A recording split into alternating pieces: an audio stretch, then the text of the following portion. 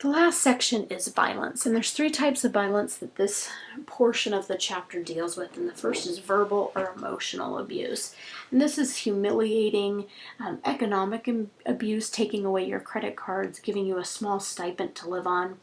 I remember one time traveling to Palm Springs with a group of girlfriends for my 30th birthday, which was years and years ago. And when she got there, she went to go into her wallet, and her husband had taken all of her credit cards. That's emotional abuse.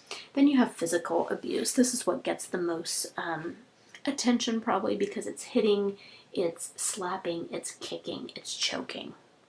Last but not least is sexual abuse, and this is unwanted touching, but also, if you notice right there on page 286, is accusations of sexual infidelity without reason. So saying, I know you're sleeping with her, or I know you're sleeping around, that's actually sexual abuse, and I know that that is common in relationships, but please understand it is abusive and should be avoided. What do you do, or how do you know? What are the warning signs? How do I know that I'm being abused? How do I know that I am part of relationship violence? Well, the first is when your partner belittles you, they insult you, they ignore you. All of those are red flags that we are starting to go down a path of relationship violence, and it's probably going to get worse unless you intervene. Any controlling of your life, they tell you what you can wear, what you can't wear. They tell you when you can go out, or who you can go out with, or what places you can go.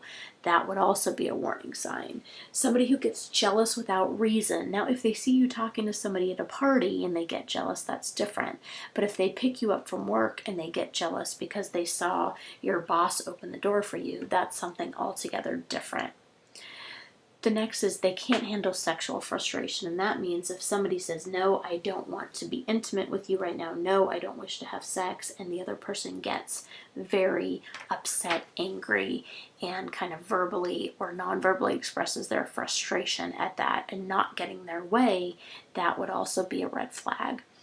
And then last but not least, you end up changing your life because they're angry or they're threatening you, or you fear their responses in such a way that you start giving clothes away that may make them uncomfortable. You may avoid friends. You may avoid doing things with coworkers because you just fear what this person's response will be. The effects, well, physical injuries, a broken jaw, broken ribs, black and blue marks. Psychological injuries, which means now I'm suffering from depression, I am anxious anytime that person's around, and just psychologically I start to develop conditions and a psychology that I am under control of somebody else, that I am so fearful, and just almost a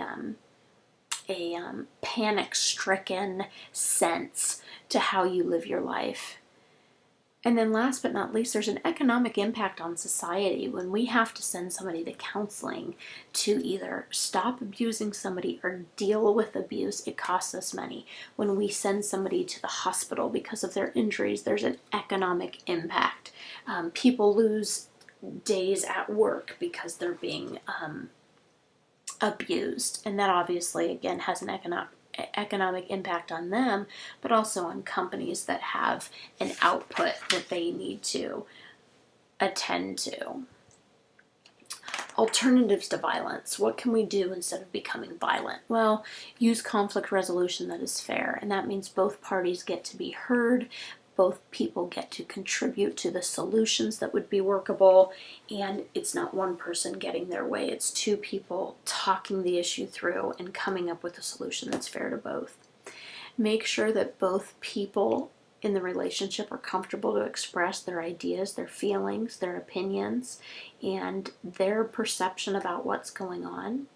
Show mutual respect. Don't belittle each other. Don't be rude. Be polite. Say please and thank you. Respect their feelings and emotions. Affirm them and just value who they are as a person. Make sure that financial decisions are made together. It shouldn't be one person's job to manage money or dole out the money. Both of you should have a part to play in the financial aspect of your relationship. Accept responsibility for your behavior just means don't blame other people. Don't say, you made me angry, or why do you keep making me so jealous, or if you didn't act like a tramp, I wouldn't hit you. That's not accepting responsibility. You need to say, I got angry because I don't have a good handle on my emotions, or I got upset because I'm not sure what to do if I lose you, or I don't know how to keep you from leaving. Things like that would be better to communicate than to blame the other person. Fair distribution of responsibilities. Both people should attend to their own set of responsibilities.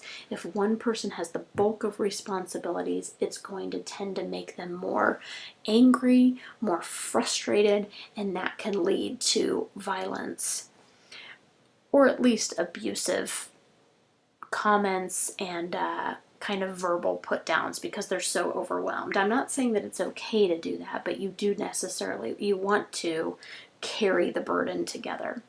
And then last but not least, respect what the other person wants and what they don't want.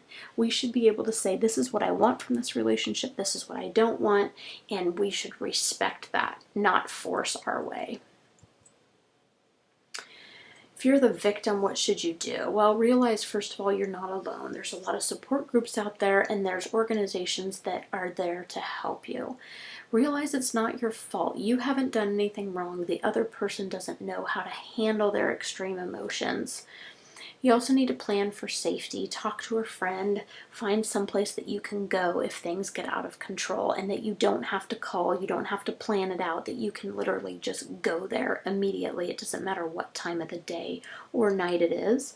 And then last but not least, know your resources. Have a phone number that you can call for a violence hotline. Know which organizations in town that you can go to, and try to gather a list of places that could be potential support for you. Now, even the user, the person that's being violent, they also need help, and they need to know what they should do. And if you're somebody who has struggled with violence, these are some things to keep in mind. The first thing is you're not alone. A lot of people resort to violence because they just don't have the communication skills. Nobody's ever taught them what to do with those extreme emotions. And if the violence has been modeled for them, it's an easy, safe behavior for them to rely on and fall back on. Next is there's support available. Again, there's counseling, there's organizations that are designed to help you identify your violent behaviors, deal with your frustrations and anger, and teach you a new way for dealing with your feelings. You can change. It takes time and it takes effort, but it's possible. And last but not least, own your behaviors. Take responsibility. Say, I am being violent, I am being abusive, and I want to change. That's all really we need, is just the realization, that you are behaving in a violent way, that things are out of control, that you can't control them, and that you need help. That's the best thing to do, and it's a great first step to take. So that's kind of the dark side of relationships. Hopefully you learned a couple of new things in there, and just understand this is a small look at the dark side of relationships. There's a lot there, but these are the most common things, and those things that need our attention and need to be identified and dealt with. All right, we'll see you in chapter 11.